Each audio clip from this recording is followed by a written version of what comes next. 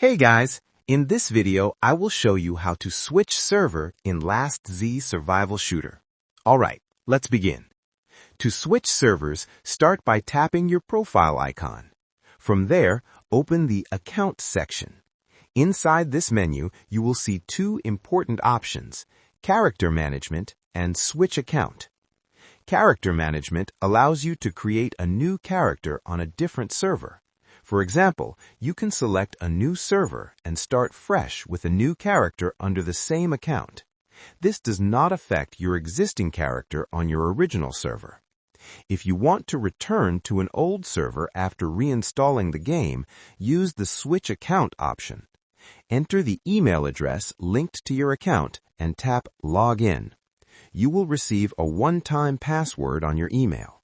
Enter the code to log back in to your original account and server.